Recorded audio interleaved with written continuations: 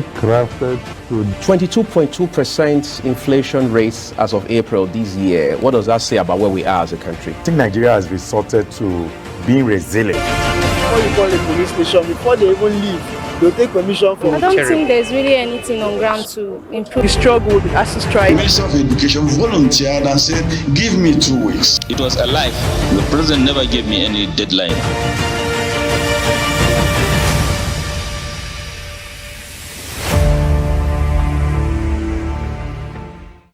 Welcome to Global Morning. The death toll from flooding.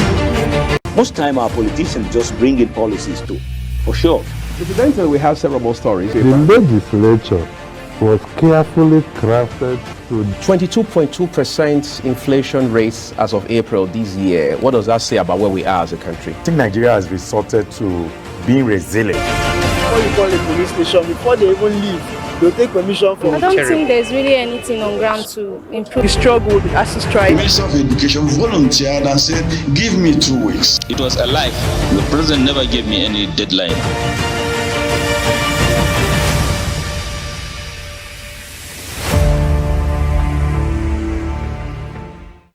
Welcome to Global Morning. The death toll from flooding.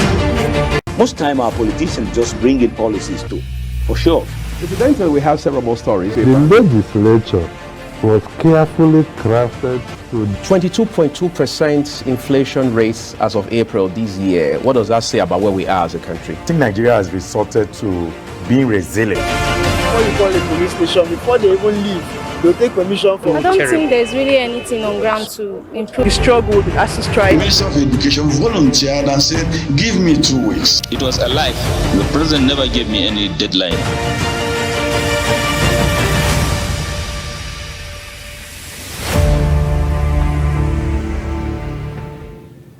Thank you everyone for staying with us. Let's get the discussion on the road. First, we just want to quickly take a bit of a reaction to yesterday's judgment, but more importantly, want to look at what the burden of funding governance in Nigeria has been like. There are people who say, well, democracy as we know it is probably not what Nigeria should be practicing. We've heard things like homegrown democracy. We've heard things like if you like, hybrid democracy, maybe a bit of what we got from the West, from the US in particular, and then maybe a couple of elements that are indigenous to us. But how to wrap our heads around this is still a challenge as of today. To help us find sense in all of this, I'm joined by James Ugochukwu, who is an election analyst and good governance advocate. He doubles as Executive Director, African Center for Entrepreneurship and Information Development. It's always a pleasure to have you on our program. Good morning. Thanks for having me. Great. I mean, you follow the news almost as much as I do, I'm sure. Maybe you even follow the news better than I do. So for yesterday's judgment, for example, which has now led to rest all of the litigation around the presidential election of 2023, what has been your assessment of our democratic process, or in particular the judiciary and the players in the political process? Well, my assessment to that is, which I don't really like talking much about election after it, is we run a democracy that wastes our time, wastes our resources, and delay a lot of things that need to be done in terms of moving forward as a country. For instance, now from the announcement of the result of the swearing into this moment, what we have been talking about as a country is the court case and all that. So I'm glad the whole thing is laid to rest, and that is what we should be looking at in the next Electoral Act reform. We should have a system where all election petitions should be done without before swearing in. Before swearing in. Exactly, because we don't want a situation whereby people will be in government and at the same time they are still fighting court cases and all that. It doesn't speak well of us as a country. Now, as of the judgment, well, the court has made up their mind, and this is what Nigeria should be looking up to towards the next election. Should have a situation whereby the democracy is truly the decision of the people. We don't want a situation whereby after voting, everything will end up in court and will be decided by court. So democracy should be truly the government of the people. People should be the one that choose their leader, and they should be announced as such. So that's what we should be looking at. So look at the court cases now, and in several states now the same thing is pending. have a situation where the people that are in government cannot run the government effectively because they are distracted Court cases. in the court cases. Then we have a situation whereby the people in opposition will say, oh, this person, I'm dragging this position with the person is already there and is already using state resources or influence to determine the outcome of the court cases and all that. So these are things we would want to get done away with because it raises suspicions and all that. But as they say, the law has taken its course and we should be moving forward as a country. Let's look at some valuable lessons, perhaps. There are people who now say that the kind of interests, the kind of involvement, the kind of participation we saw with this election, I mean, in the months running into the election, we're all unprecedented. That Nigerians became very interested right from that point where they had to register to vote, pick up their PVCs, campaign for their respective political parties and candidates. I mean, the way they threw themselves into the ring for this one is first of its kind. Doesn't that shine some lights into the future as far as our politics is concerned? Well, sort of, I agree with you because what happened in this past election was a complete change of pattern. The last president was going and a completely new set of people are coming. I think that is what increased the enthusiasm. If you check our political history, each time we're having fresh candidates on the ballot, the interest increases. Now, another thing that increased the interest was that of the use of technology that INEC wanted to bring, which happened to be an anticlimax at the end of the day, based on the way the IRF, performed at the end of the day. So we are looking at going forward. Nigerians will still, because as we speak, democracy or ballot is the only way to recruit our leaders. We don't have any other way. So even though Nigerians will be aggrieved and everything, we are still looking at a situation whereby they are still going to turn out to vote because even the last election that we think that people were well mobilized and they came out and all that, it's still far, far, far below the number of registered voters because we have about 93 million people that were registered to vote and at the end of the day we have only 26 million. That is less than half of that amount. So the more Nigerians agree that come what may, this power belongs to them. Even though, just like you going into a fight, somebody beat you for the first time, you need to go and check how did the person beat you, what is the person's weak point, and how can I counter it. So the same thing. So it's a battle between the political class and the Nigerians. Nigerians are ready to vote, but the political class continue to undermine our democracy. So Nigerians should be looking at a way of how to, counter all these shenanigans that the politicians bring during election, which is creating ethnic and religious fault line, vote buying, using the citizens for thuggery. Because if you look at it, it's still the same citizens that are causing the problem. Politicians are not the one that is rigging election for themselves. It's the citizens that they recruit to do that. Politicians are not the one that carry out thuggery and all that. They recruit citizens to do all that. So until citizens begin to have common sense that, look, all these things will boomerang on us. Because after these people are done using you, they will forget it in the next 4 years. Then they will come and recruit you again to use you to commit all those crimes. So if the citizen can close rank and say that we refuse to be used for political thuggery, we refuse to be used for election practices, I think we'll start getting it right from there. You happen to be an election analyst and you come with a word of experience. From what you know today about Nigeria and its democracy, do you think democratic practice is working for us as a nation? Is it working? 24 years and counting? They are not working for us in the sense that even they themselves, they don't follow their own party manifestos. No, democracy as a practice, is it working for us? Because some people have said we probably need to review this democracy that we have adopted. Well, globally, democracy has its own challenges. It has its own challenges in delivering the democratic goods.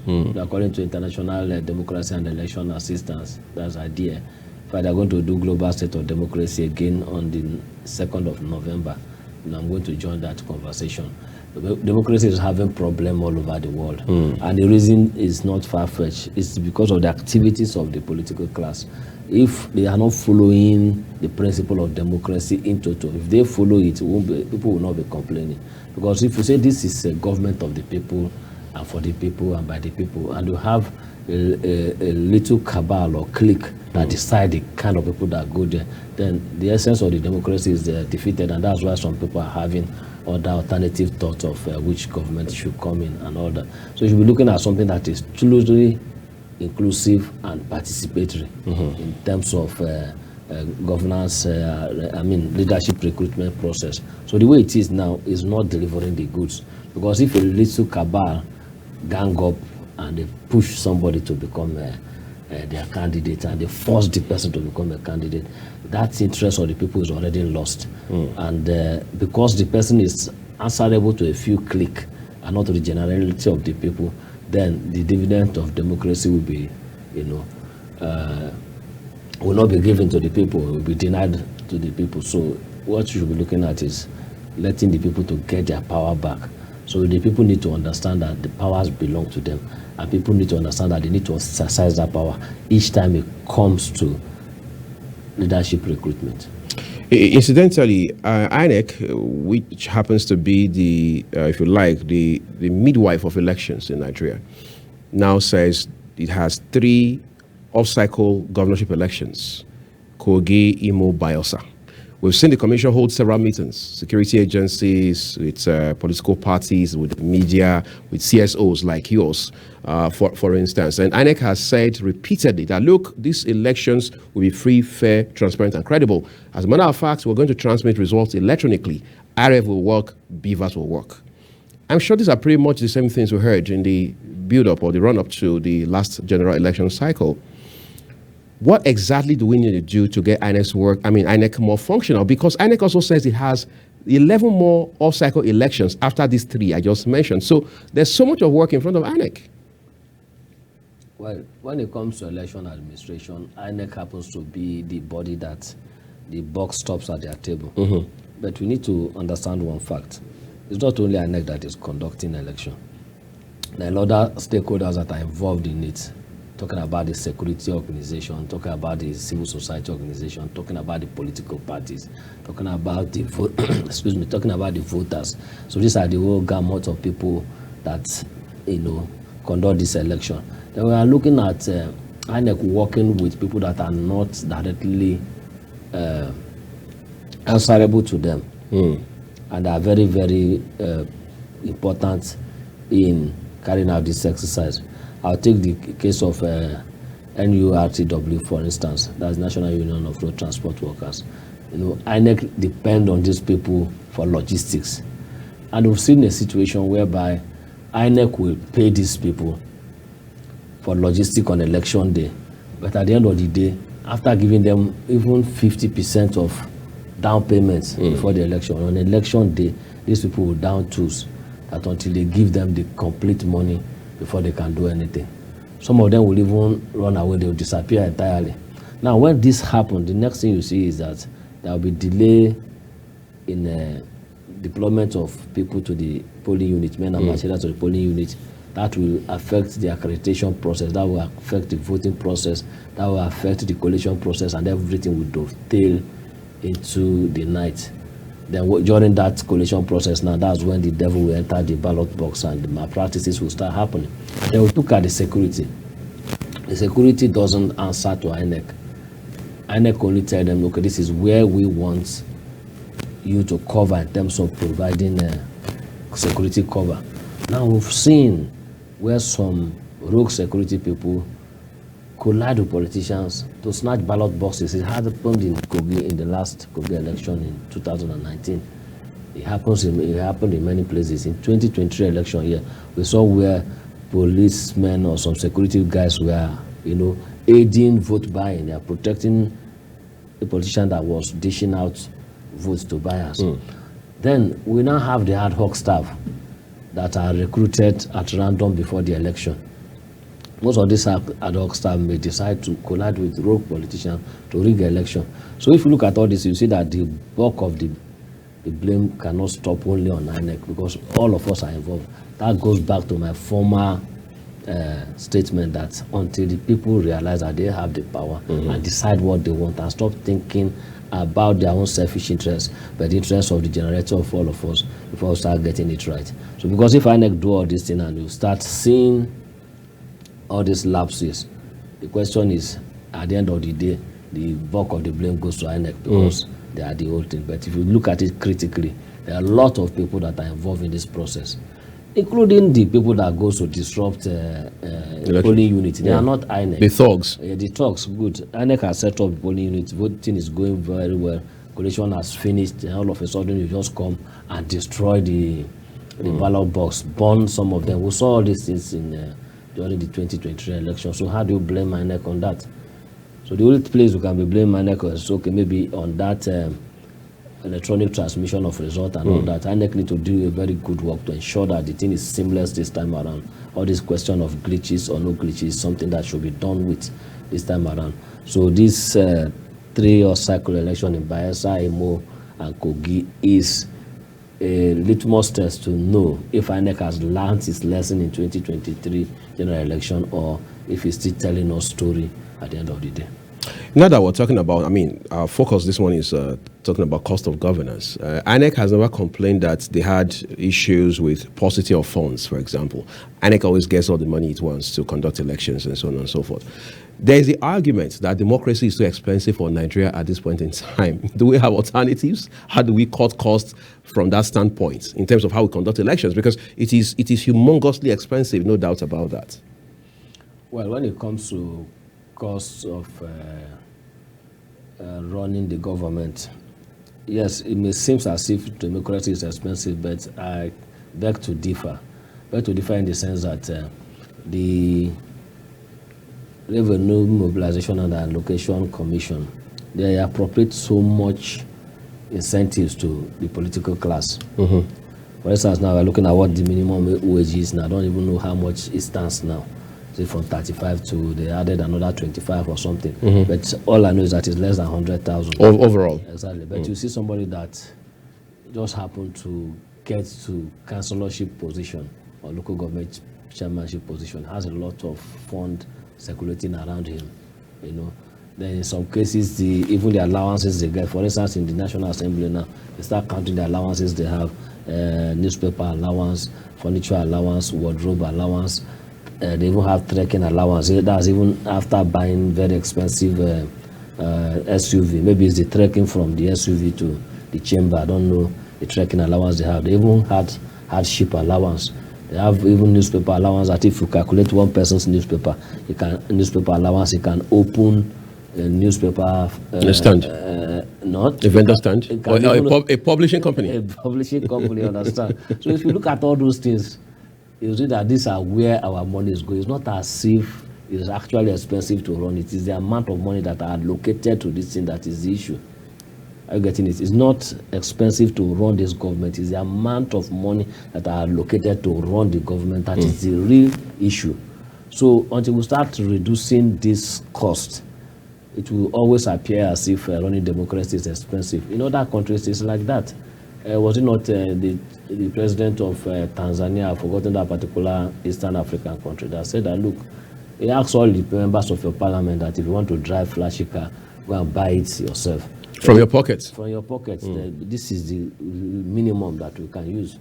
But here you see a situation where they buy car that runs into hundreds of millions for just one single person in a country that is crying that there is no money. So we should have the interest of this country at heart. We should not be looking at the country as a big food that we need to catch anything we want from it. But that's how Nigeria, most of the political class are seeing Nigeria. They see it as a big body that they should just go and get what they want from it and leave it starving. Nigeria is bleeding as we speak, and the least the political class can do is to tone down on their expenditure, cut down their spending if they really want to serve the people and the country. In the past, especially even under former President Muhammadu Buhari, we saw ministers, for example, saying, look, we are cutting down 50% of our salary. Was that far-reaching enough? Because then we also heard that salary is one thing, but allowances are bogus. Was that just paying lip service to the real issue of a country where you have, according to the World Bank and IMF, now 133 million households multidimensionally poor? The question is twofold. If you say you are cutting down your salary by 50%, by 50%, did you actually do it? Then the second thing is, percentage is relative. 50% of how much? Of how much are we looking at here? Then we are looking at allowances, as you said. I can look the kind of allowance they get at times is even enough for you to forfeit all your salary. It will be very, very big. You know, you live in government paid apartment. You move in the government paid vehicles. In fact, some of them they use the government paid vehicles. Government vehicle to go to the farms, use it for wedding during the weekend, use it to go to market and all those things.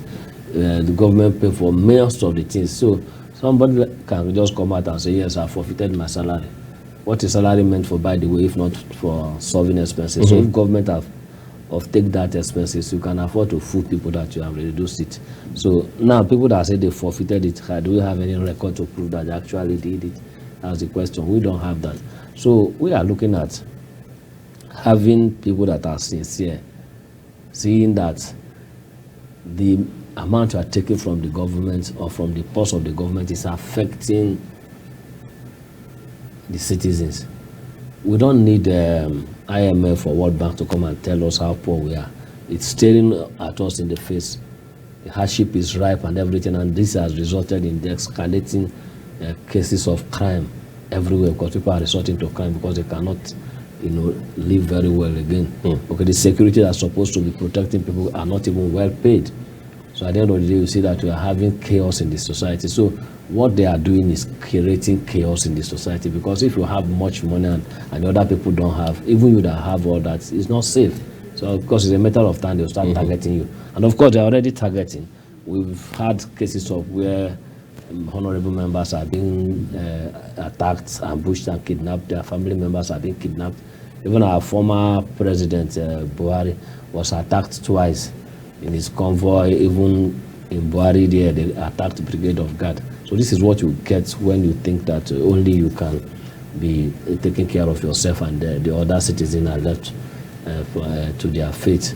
So this political class should look at, reducing the cost of governance, reducing the cost of what they take home as allowances or whatever they name it, and be focusing on developing the country. The country has enough inflow of cash. You won't be having this kind of issue. As it stands right now, the Senate is back in the news for the wrong reason over some purchase of SUV worth 160 million naira per unit. And people are saying, well, we have a couple of local manufacturers of automobile, even SUVs in Nigeria. Innocent, for example, is one of them.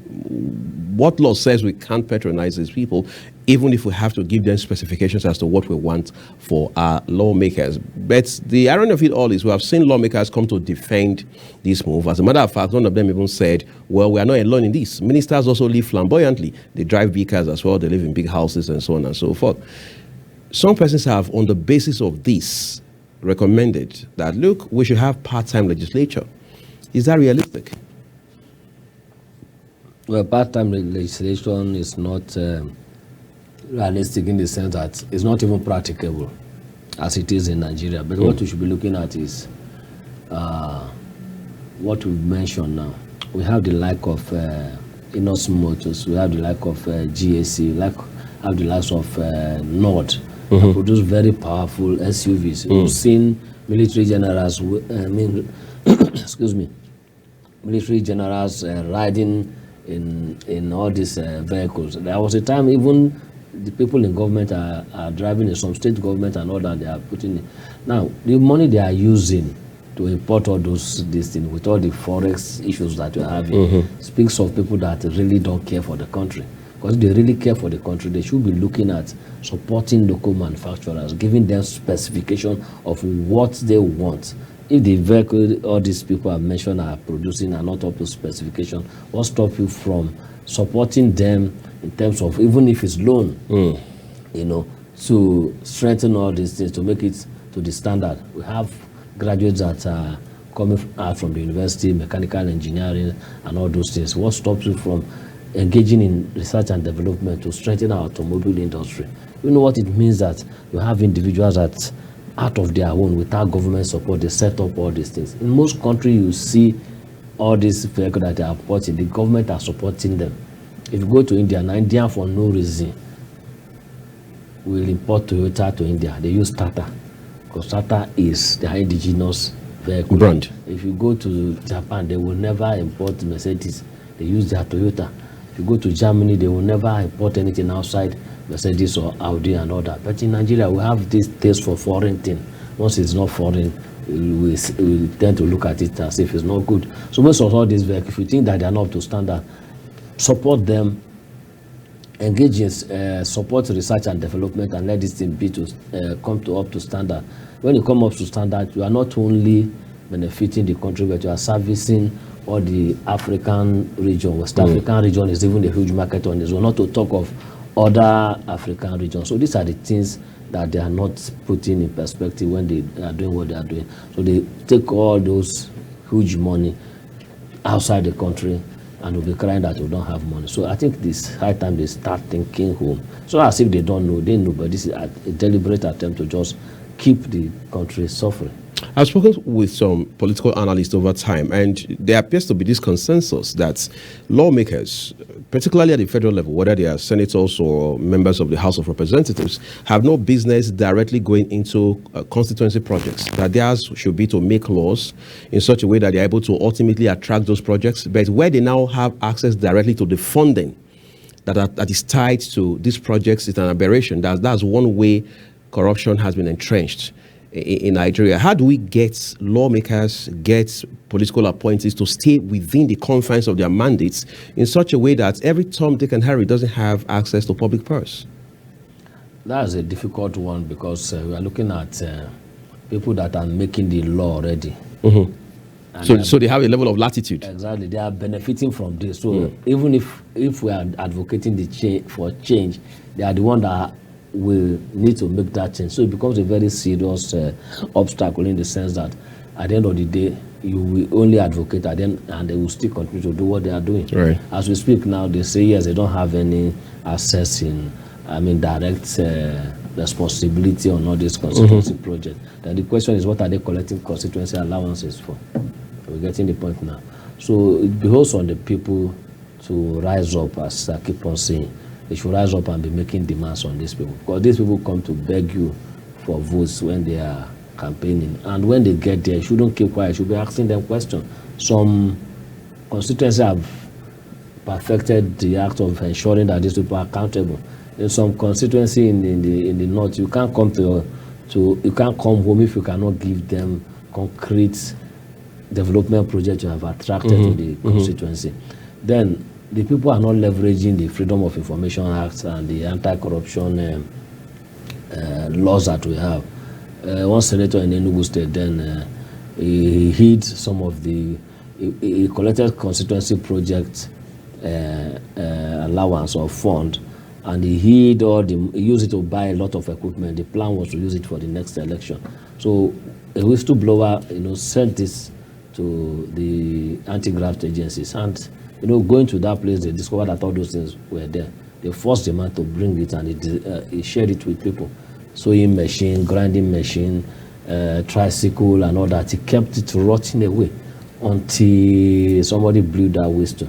So the question we should be asking ourselves is, what are the community people doing to ensure that they hold these people responsible? Because what they do is that they are very crafty. They are very quick to let people think that the problem they are having is from Abuja. So there's corruption in Abuja. The presidency is collecting so amount of money, but what of the one we are collecting? So the people should be able to, come out and ask them, the constituency allowance, what are you doing with it? Even if you don't have constituency allowance, we voted you into the presenters. What constituency project have you attracted to our constituency as our representative?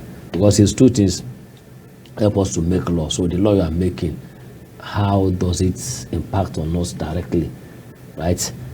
You do oversight. The oversight you are carrying out on in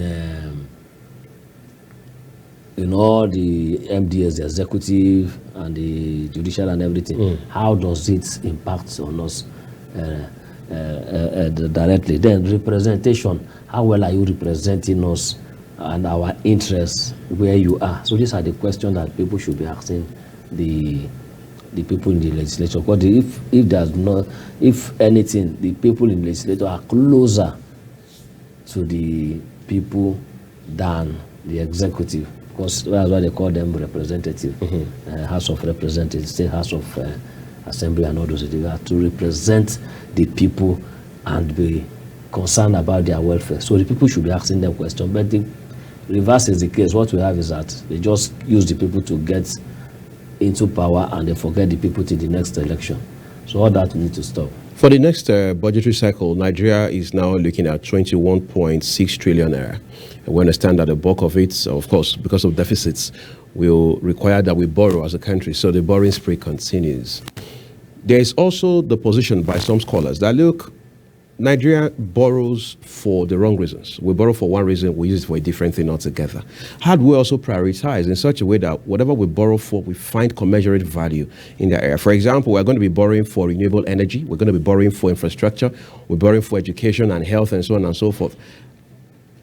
How do we strengthen fiscal responsibility? Incidentally, we have the Fiscal Responsibility Act. But whether it just stops on paper or whether it has a bite or not is left to be seen. Well, the truth is, where they borrow for all the wrong reasons you can think of. Understand? They borrow to service debt, which is ludicrous. You know, you are owing debt, you still borrow another money to service that debt. Then you borrow to carry out infrastructure. Who does that? You should be borrowing to invest.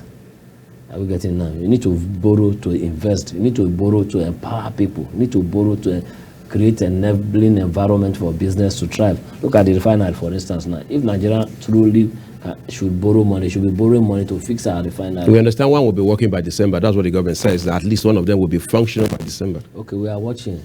Because this is not the last administration said they will build a refinery every 2 years, and they ended up they can't even repair the ones on ground. So we are watching to see that one will be working by December. So the point I'm making is that we should be borrowing money to fix our industry. We should be borrowing money to empower the people to go into business. We should be borrowing money to give to people as soft loan to engage in business. Because any country you see that is thriving is based on the activities of the business class and all that. And of course, the public-private partnership between the government and the people. Then the infrastructure you are looking at is, okay, this infrastructure, how much is it attracting to the government purse? So you don't just engage in infrastructure for the sake of engaging in it. So these are the issues we are looking at. So there's fiscal rascality in the side of the people in government. They don't seem to know that they are borrowing off the futures of the next generation by their activities. So all those borrowing is condemnable. They should be looking at how to generate money and cut down the cost of what they are doing. Because if they cut down the cost of governance, we won't have any reason for looking for who to borrow money from. How do we also deal with the theory that, well, Nigeria, we are fiscally irresponsible as a country or as a government because we have oil to always fall back on? That if there hadn't been oil, it would be a different case altogether. In any case, the argument is we have not done with the money from oil what we ought to have achieved with it, given what other countries like Qatar, like UAE, and even Bahrain, for example, have done with theirs. Will Nigeria even be a better place if we didn't have oil? Maybe all we had was agriculture and maybe minerals here and there. It still boils down to that fiscal rascality. They believe that, okay, it was during Gowon regime that said that we have too much money. We don't even know what to do with it. So these are, the kind of government that will be having over the time. They never take their time to have any futuristic plan. Or even though they have futuristic plan, they don't stick to it. We have Vision 2020. We have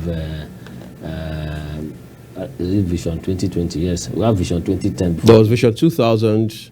There was, of course, Vision 2010. There was 2020. Then there was 2020. So all those things. Then all the economic recovery and growth plan. Beautiful document that will be prepared by experts and everything, but at the end of the day, the whole thing end up in paper. They don't follow it. In other countries that you have mentioned now, they have futuristic plan. China, UAE, Indonesia, and all of that. As of 1950s and all that, all of us, including Nigeria, are classified as third world countries. But to see where they are now, they've left that bracket. They've left that bracket. The gap is just so huge because why we don't stick to any plan. And the other thing that kills us is just corruption. Corruption in the sense that, like I mentioned before, nobody's loyal to the country, everybody's loyal to their pocket. What they look at is what can I benefit from this entity called Nigeria. And it didn't start today, it has been there for a very long. So until we find out a formula to deal with this systemic and endemic corruption, we keep on having this issue. We keep on having people that get into the government, and what they are looking for is where can we get money to borrow. They borrow the money, they carry out inflated projects, they abandon the projects, and nobody asks any question.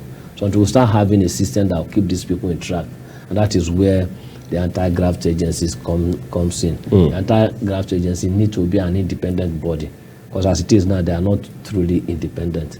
More of them, most often, they are used as a attack dog on opposition and all that. So we should be having an independent, if you can have an independent anti-graft agency, you can have an independent investigator, and you can have an independent judiciary.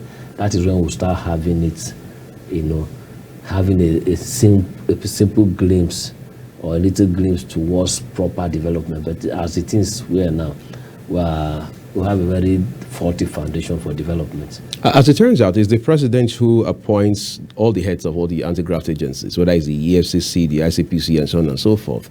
Is it still possible to expect that these gentlemen or these women who run these organizations won't be loyal to the president? Because it will appear in Nigeria, once a president or a governor makes appointments, loyalty goes to that executive, not to the state, not to the country, which is where we are right now.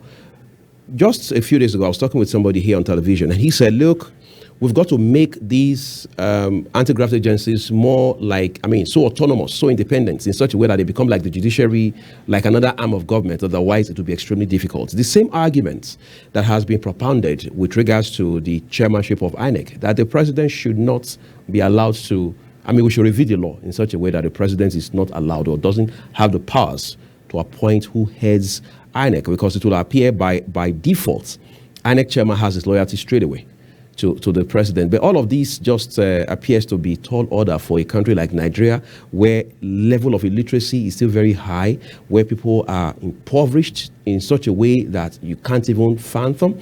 And then we hear things like the people should hold their representatives accountable. The people should hold elected officers accountable.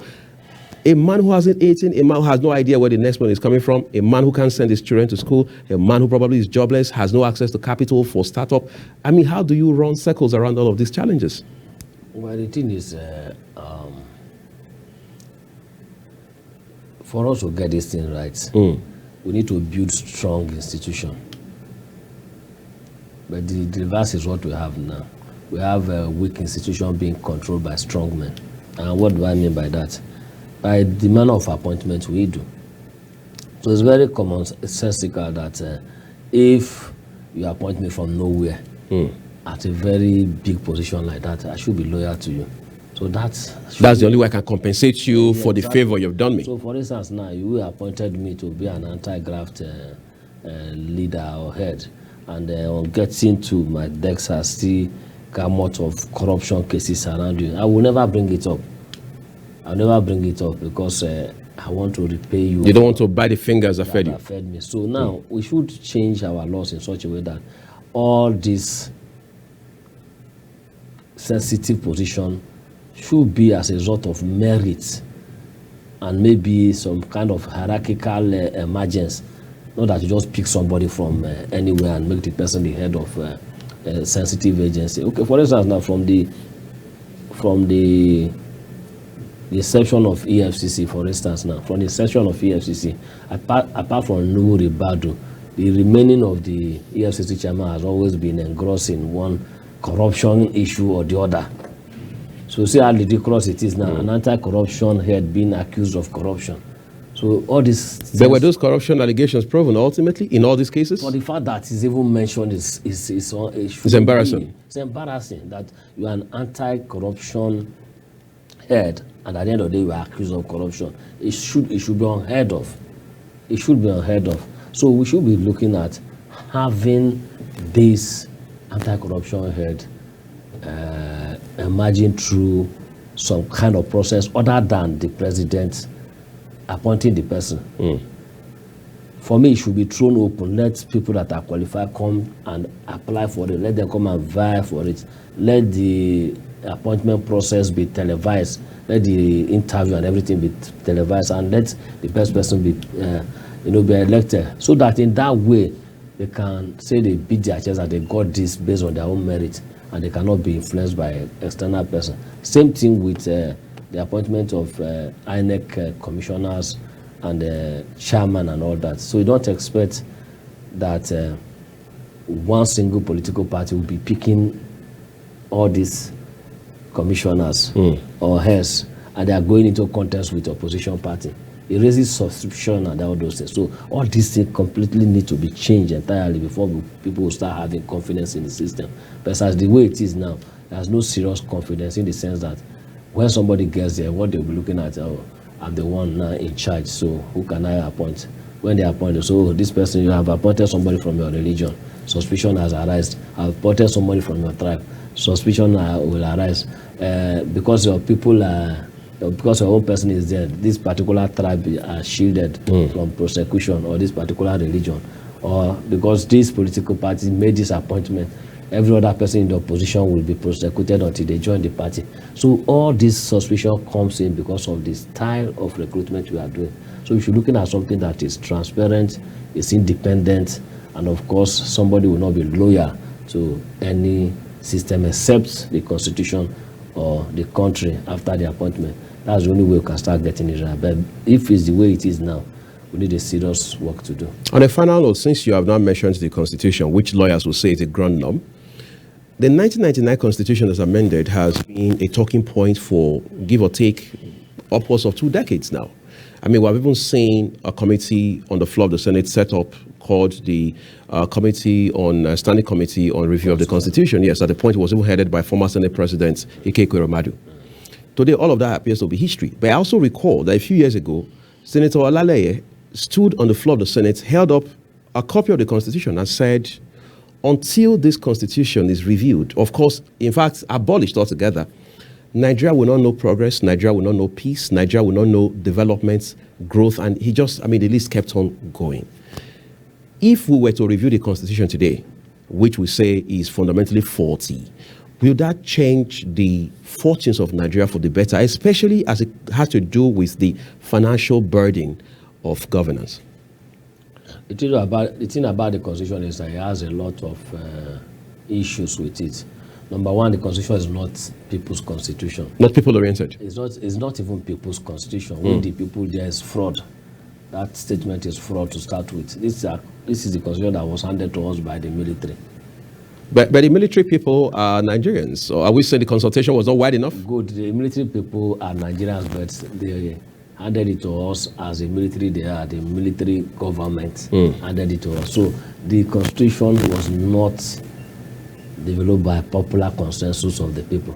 That's why we'll be having confirm over confirm, review over review. So that particular Constitution should be done away with, and a fresh Constitution, developed that captures the interests of the people. Of course, after 20 years post-military era now, we have learned a lot of lessons as Nigeria. We've seen a lot of flaws as Nigeria, and the only thing we need to do is to take the bull by the horn and come up with a constitution that represents the views of the people, come up with a constitution that will take care of these issues we are looking at, come up with a constitution that will protect and deliver the democratic goods. Until we do that, we'll keep on reviewing the Constitution. Because what we are doing is like trying to be patching a building that's supposed to be pulled down and rebuild again. So until we have swallowed that frog and ensure that we demolish this building called this 40 Constitution and build a very fresh one that captures the need of our people, we'll keep on, running helter-skelter, and we'll never get it right. James Ugochukwu, election analyst and good governance advocate, Executive Director, African Center for Entrepreneurship and Information Development. I'd like to say a big thank you to you. Thank you so much for joining us this morning. Nigeria was 63 on the 1st of this month, and now we're in our 64th year, whether we like it or not. The question is, how have we fared as a country across sectors, across board? How have we been able to manage our diversity and of course the natural resources with which the Almighty God Himself has endowed this country. End to end, Nigeria is blessed in every practical sense of that word. In these very incisive reports, our partner correspondent Abdullahi Danjuma gives us an insight into what Nigeria has been like in the last 6+ decades. Several eminent Nigerians who are considered heroes by many participated actively in the struggle for Nigeria's independence from the British colonialists. They attended constitutional conferences, formed political associations which later evolved into active political parties. 1st October 1960 ushered in a promising independent Nigerian nation. It was a joyous moment, a moment characterized by hope and high expectations. Several years after independence, Nigeria's unity was tested. A military coup, a counter-coup, and threats of secession. Breakdown of discussions led to turmoil and violence in the country. In 1967, Nigeria, the fairly new promising West African nation, found itself in a devastating civil war which lasted for 30 months. There were heavy casualties because hundreds of thousands lost their lives. Hundreds of thousands were injured and displaced. There was serious damage to infrastructures, but worst of all, the war and the events that preceded it created mutual suspicion on both sides and a crack in Nigeria's unity. The first reason is we must fight this war because it was imposed on us as an imperial war.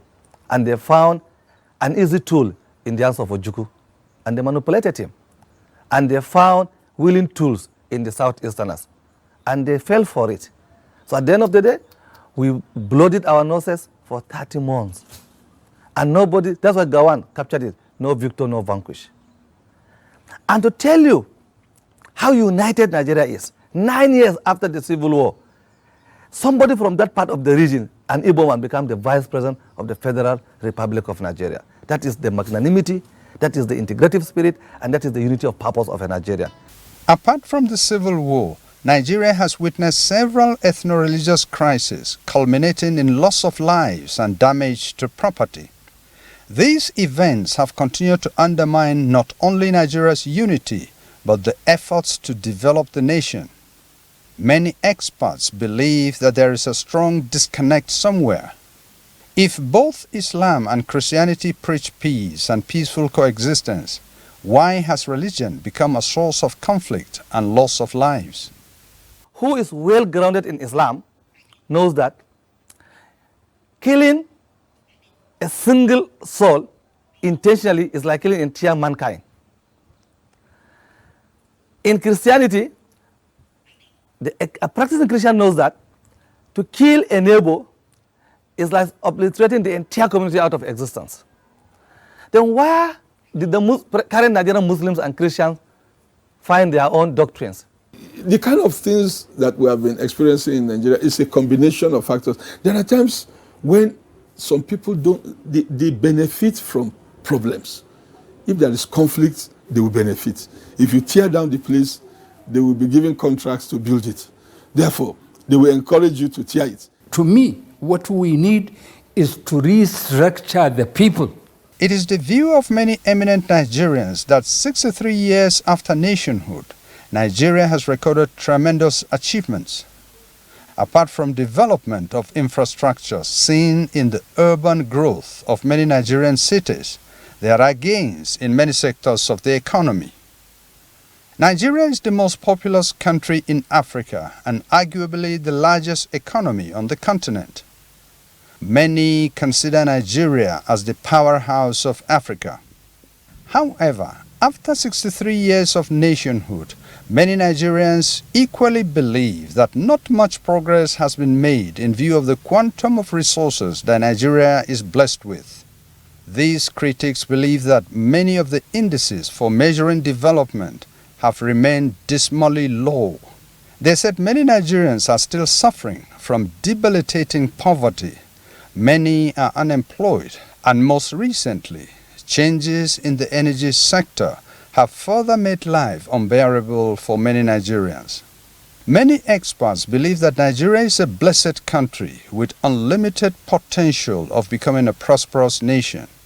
However, these potentials will remain untapped for development until some variables become available or perform maximally for the benefit of all.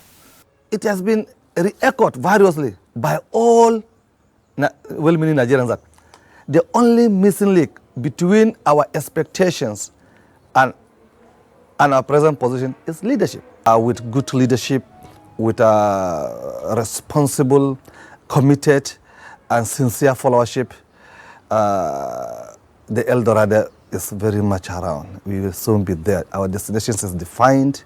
Our dimensions is well located. Danjuma Abdullahi.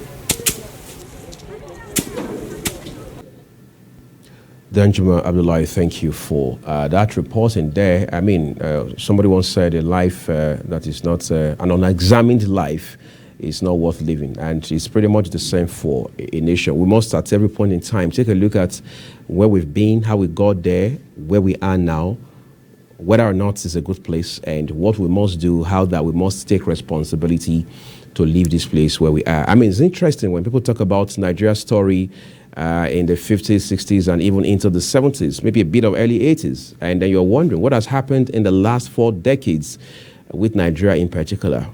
Sadly, nobody is getting up or holding up their hand to take responsibility for that.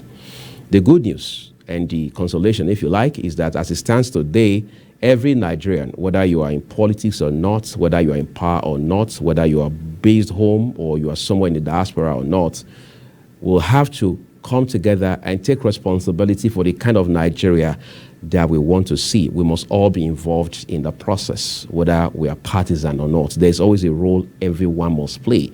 There's a reason it's called collective effort, all right? That is the kind of Nigeria we have today. It's a strong country. I mean, we have all the advantage working for us in terms of manpower, in terms of capacity, in terms of innovation, creativity, excellence, in terms of dexterity. I mean, we have it all working for us. We have the natural resources. But the only thing we have not been able to do with all of this blessing is making the most of it in such a way that every Nigerian, regardless of their political affiliation, their religious inclination, or where they may be, benefits optimally from it. Nigeria will survive. Nigeria, of course, is emerging on the African continent and beyond. I'm Agbomofuebe, and that's our package for you for this week. You do have a great weekend ahead of you. Welcome to Global Morning. The death toll from flooding. Most time our politicians just bring in policies too, for sure. Incidentally, we have several more stories. The legislature was carefully crafted to 22.2% inflation rates as of April this year. What does that say about where we are as a country? I think Nigeria has resorted to being resilient. Before you call a police station, before they even leave, they'll take permission from I don't think there's really anything on ground to improve. the struggle, the ASIS strike. The Minister of Education volunteered and said, give me 2 weeks. It was a life. The president never gave me any deadline.